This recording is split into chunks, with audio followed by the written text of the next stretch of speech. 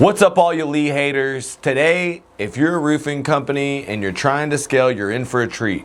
I'm gonna break down the 10 most important numbers every roofing CEO who wants to be worth 8 figures, doing more than 8 figures, in order from the 10th most important to the number 1. I beat my head against the wall with cash flow, minimum profit. I've only been doing this for 22 years, making mistake after mistake. I'm not a perfect person, but one thing's for sure, my strength is sales and marketing, my weakness is paying attention to the numbers. Discipline equals freedom, and it's actually the pain of losing out. That's really what causes me to pay more attention. So I need you to get out your pencil, get out your pen, take really good notes, because I'm gonna unpack these numbers and they're gonna help you a ton. Let's start with number 10. Number 10 has to do with the universal problem in roofing that we're not making enough money, we're not making enough profit. Insurance companies don't pay enough, and a lot of times you need to set the bar higher than you're already setting it. I want you to be making 45 to 50%, and that way when you have bad debt, jobs that don't go perfect, that you average over 40% profit overall. And what does that mean? You need to know your minimum price per square. And for us in Naples, how do we like to do it? Well, we're doing roofs kind of expensive. We have peel and stick underlayment. We're gonna start at $850 to $900 a square. That's our premium number. That's gonna get us 45 to 50%. But where is the low point? Below $650 a square, we don't wanna build the job. Now, we can change components. The main ingredient to this is that you don't go below 40%. If you're trying to average 45 to 50%, then you don't go below 40%. For us, that's $650 a square. Now, a lot of retail roofers, they think, maybe I should just be fair. I don't want to be the most expensive. I don't want to be the cheapest, so I'm going to go ahead and quote the roof at $650. See, the problem is that people all want to get a deal, and that's why you have to price your roofs higher. I want to help you make more profit. Profit is not a moral issue. It's morally your duty to be able to grow your company, to be able to pay your people, to be able to reinvest into your business. That means profit is not a bad thing. You need to build more profit by starting at a higher price and knowing what your minimum price per square. That is, what's the minimum amount you can build a job. That's 40% profit. If you want to do cheap work, maybe you're going to go to as low as 35%. But you have to understand where your minimum price per square is before you can pay a sales commission. If anybody turns a job in underneath this, I'm taking my money first and the salesperson can have what's less. All right, my blue collar American dream brothers, I want to invite you to my backyard and give you a tour of my office, break down my system. The next mastermind we're doing is going to be a private island hangout. We just did one. It was super successful. It was last minute. We're going to do an event at my office where I break down each step of our sell, build, collect process inside of my office. Now, because it's inside of my office, there's a very limited number of spots. We're limiting this to less than 25 people because we are taking you from the office on the boat. In Naples, we have a private island. I just had a group of 21 guys that we took out to the island, got some good grub, played spike ball, got to hang out and really break bread. And the conversations in the boat on the beach, these are the real conversations that really drive the needle and sink in that this is a brotherhood. So look, if you want the blue collar American dream, click the link below. You can't miss the next island hangout. Let's go. Number 9 is the most important number if you're running ads on Facebook and Google, on any of the channels. It's the cost per acquisition. Now, when you're running a door-to-door company, the beautiful thing is that your cost per acquisition is low. If you're running paid ads and doing retail, you're gonna look at your cost per appointment, you're gonna look at your closing percentage, but the number one number that matters is the cost per acquisition. You might ask, what's a good cost per acquisition? Well, think about it. I have a $41,000 roof average. If the company is making 15% after a salesperson, after overhead, after all the workman's comp expense, after everything we make 15%, so off of 41,000 I make $6,000. Now in Florida, would it be acceptable for me to have a $2,000 cost per acquisition, 3x return on investment? I would say so. My goal is to get it lower. my cost per acquisition is around 2,000, and I'm looking to get it closer to 800 to $1,000. And number 9, cost per acquisition is absolutely important if you want to spend money on ads, and it's important if you want to know how to grow your company. The point about the cost per acquisition, it only matters based off of the average profit per job. And the challenge, it really does happen when you have to cash flow a book of business. That's why when I'm running ads and I'm getting a $2,000 cost per acquisition, I want to build that roof within 30 days. So that means sometimes I don't do insurance to retail on paid advertisement. I focus on selling retail first because that allows me to get my ROI. And once I get my ROI, I'm going to spend again. That's why we spray, pray, and retarget and try and sell all of our leads retail and close immediately. Number 8 is going to be closing percentage. And really, this is very important when it comes to paid ads specifically. And it has to do with by the channel. Like on Facebook, I want my closing percentage to be a minimum of 25%. On Google, that's a little bit higher of an intent lead. We might expect closer to 30%.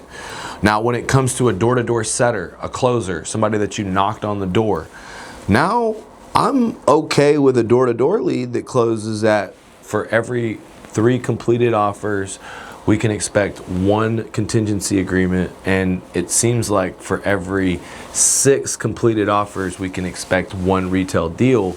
So what that means is maybe at door-to-door, if you're trying to close retail, it's 15 to 20% closing to get a loan, because identifying a closed deal as a contingency agreement is not fair. It's not a real deal. It's just a lead. Until you have a hard number contract and a secured loan, then you really don't have a deal. You have a lead. If the job is denied, you don't have a deal. So that's why I think that you should focus on, when you're running and investing into marketing, making sure that your leads get ran. One of the biggest numbers that's actually a secondary number to this is called the booking rate. You get a lot of leads on Facebook, but how do you make sure that they get called within 5 minutes? We use AI.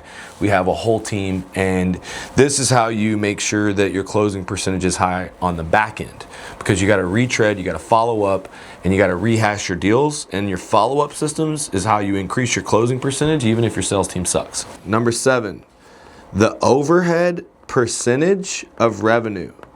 And you're really going to be in the sweet spot when you have overhead that is less than 5%. So you got a $7 million company and you only have $350K in revenue. Overhead, what does that mean? That means that you have $5,000 a month for office plus all the accessories. Let's say that's another $5K a month. Let's say that you've got a production manager, which is $60K, which is about $5,000 to $6,000 a month. You got an office admin that makes about $3,500 a month. You've got a sales manager who's actually not overhead, he's on commission, he doesn't count. You might have one quality control guy who makes $2,000 a month. And then if you add all this up, you've got $5,000, $10,000, $15,000, $20,000 a month. This gives you $100,000 to invest into coaching, marketing, and that is a good budget if you're at a $7 million company and you want to grow, because a $10 million company has, let's say, a 2% ad budget. That would be a $200K budget for growth for ads. And so the overhead as a percentage of revenue, if you can keep it below 5% when you're small, it's great. But here's the thing. When you grow, you have required insurance, you get bigger, your overhead expense grows. And keeping your overhead expense as close to 5% as possible is the secret to high profit. However, as you get bigger, that number gets closer to 10%. And as you get to a big company like myself, I've seen that number go above 15%. So it's about literally holding the line and clear job descriptions, clear boundaries, getting the most out of people. This is how you keep a low overhead. But another way you keep it is by going insurance to retail. It's a lot easier to manage. And That is the most important thing. Keep the overhead between 5 and 10% of all gross revenue. 2026, people are saying there's a recession in roofing, and this is the biggest number that indicates there's been a change. It's the contingency to build percentage. In the past, more roofs got bought by the adjuster. More roofs got paid for with re-inspections. All the jobs didn't have to go to appraisal. They weren't elongated out. So with more denials, with a longer time period to get supplements approved, and with a more educated homeowner and more roofing people in the market competing, just because you sign a contingency doesn't mean that you build the job. And big companies, like $250 million a year, private equity owned companies, nationwide have a 50% contingency to build ratio, which is terrible. So this actually predicts future revenue better than forecasts, because what I would say is that we're shooting for the old school days, where 70 to 80% of contingencies converted. Now, I will say 1 out of 10 contingencies may keep the money or decide to cancel the agreement. So there's always going to be that amount of fallout. But let's say 20 to 30% of the roofs get denied. That means that your contingency to build rate is closer, a C grade would be 60%. A B grade would be 70%, and an A grade would be 80%. And the way that you increase this percentage is you get a loan approved with the contingency. You convince them to roof and sue. You walk them through how to use a magic letter, and you push loan at adjuster appointment. You push loan when the insurance paperwork arrives. And this is how I got my contingency to build rate above 50%, because I was in a D category, and that's death. When 50% of your contingencies don't build, the salespeople don't believe in the process. It takes too long to get paid, and it's your job as a business owner and CEO to fix that process. Number 5 is the most important to private equity, and it's revenue per employee. And so when I was doing 60 million a year, there was times where I had 70 to 90 employees. I was less than $1 million an employee. There was times where I was 6 to 700K per employee. This is high overhead. Whenever I was dependent on insurance, death by depreciation, it was bad cash flow plus high overhead. It was because I was chasing insurance checks. I had employees in the collections department. I had employees in the supplement department. I had employees as a GM, as a sales manager. I had different layers of production managers at each location. I wasn't doing production all from one place through a digital production board. And so if you want to know how I took my revenue employee from less than $1 million to over $1 million, it's through better processes. So now I'm doing less revenue, 30 million, but I have 28 employees. So that means that we're above $1 million per employee. And what did I do? I created a universal production. That means that we streamlined a digital production calendar, and it's all ran from one place. I brought AI in to be a better sales manager, and we built out Roofing Redline and created an actual scoreboard and a mechanism. And so that lowered our waste, our follow-up systems with AI on whether it's cold calling the people that have already opted in, or it's our call center team sending text messages. Look, this increased a lot of our closing percentages and contingency to builds.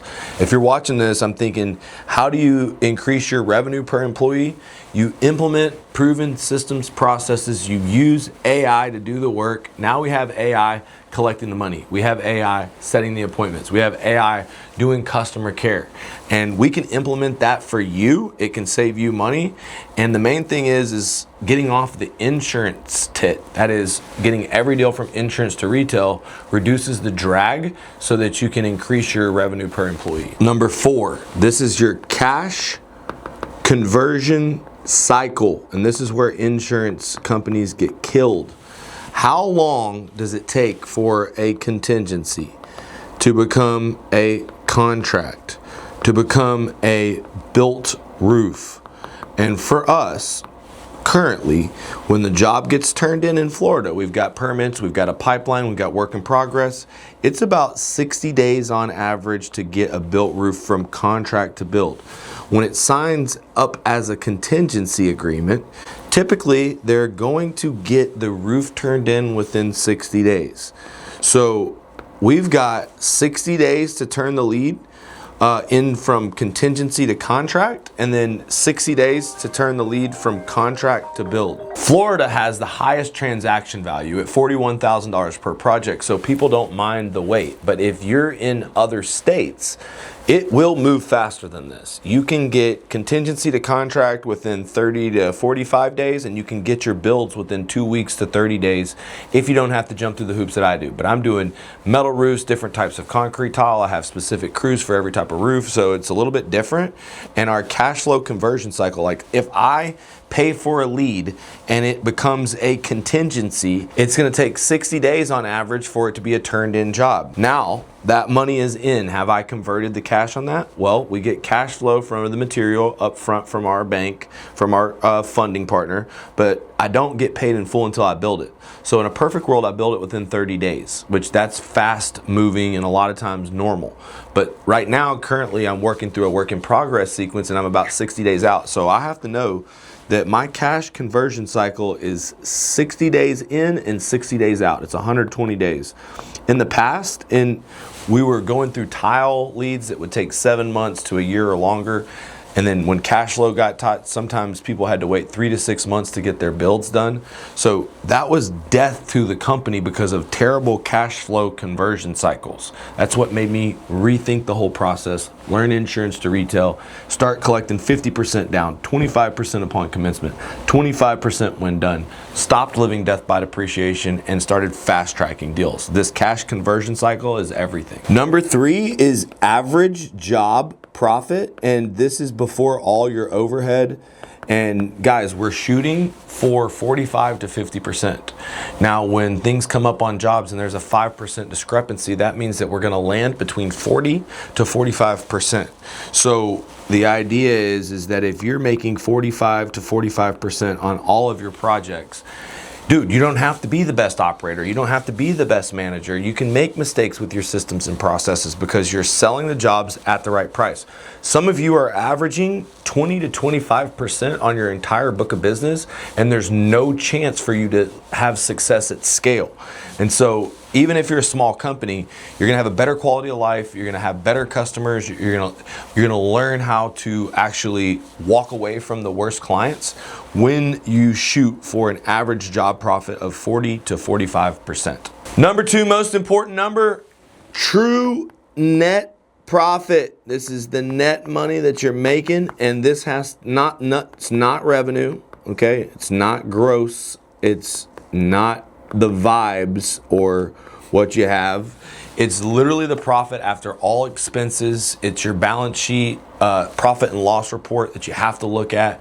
It's creating a standard in your company that your banks are set up and reconciled every month, and that within a week or two you have a good profit and loss report. And what we're looking for, I mean, when small companies are successful and high margin, a $7 million company can make 25% profit. Now, when your owner is selling the jobs and not paying himself a sales commission, then profit is kind of skewed because owner should take 10% of sales commission and then see what's left in the company. But I can tell you, true net profit, when you are a $10 million company, if you're making $1.5 or $2 million, paying yourself a salary to run the company, paying for everyone else's work, this is a solid company.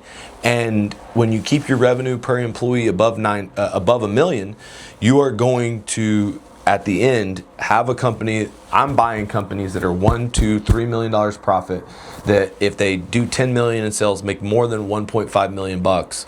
And if you aren't quite at that profit margin, I'm going to teach you insurance to retail. I'm going to help you do the changes that I've done. But true net profit, you just have to look at it. In my best year, we did 60 million in revenue. I was pretty much 80-90% insurance company, and off of that 60 million bucks, I paid myself $1 million. I paid my dad $1 million. There was $4.5 million profit. So let's say $6.5 million total. But I paid myself $1 million. So really, it was about 8% net. You know, it was low profit because I had a lot of different people in my company and a low revenue per employee. So true net profit is about doing more with less. And that's going to bring us to our first number. Dun, dun, dun, drum roll, please. This is your life or death number. This is your break-even sales number. You need to know it weekly. You need to know it monthly. And this is survival. Look, roofing is a game of survival. Like right now, we're in between storms and we're selling our ass off. We're trying to keep up with the pace, and we're gonna make more than we ever have before because we have a high revenue per employee. But where we're at right now at our RCA is if we're not selling 600,000 to 700K a week, which is gonna put us at about 1.2, it's about 2.4 million to $2.6 million in sales every month. This is where everybody gets paid. We have 3 months of cash and we are breaking even. Now, if I want to excel, if I want to make a lot of money, I must hit my goals. This year, the goal is to organically grow and to really kick major ass. And for us, it's pretty simple. It's to get to a number where we're doing, I would say, keeping our overhead down, but $10 million in our Northeast location, $10 million in our Tampa location, $10 million in our Naples location, $10 million on our East Coast location. We're probably gonna set up storms, but if all we do is $40 million in revenue, then there is gonna be a 15% net profit for our RCA. There should be more profit at 40 million than there was at 60 million, which is a better quality of life for the owner. So look, if you're a roofing CEO and you need help running your company by the numbers, let me do an audit on your business. I didn't pay attention to the numbers. I ran by the gut. I'm good at sales and marketing. You know the number one thing that'll grow your business? Sales at the right price. If you charge the right price and you cash flow your job, sales can fix your problems. It's just selling jobs dependent on insurance, selling jobs at a low margin, selling jobs that don't cash flow are only gonna make your problems worse. So look, no one can help you better than a guy like me. After 22 years old, I've made all the mistakes, so you don't have to.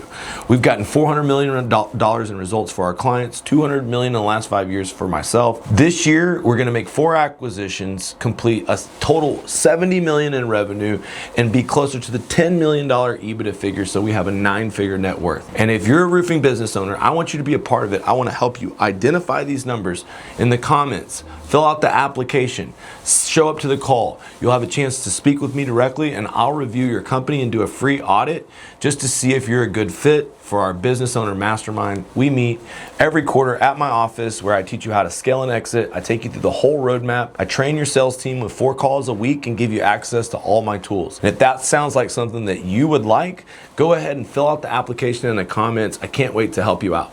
Look, I hope these 10 numbers really give you peace of mind and a path to the blue-collar American dream.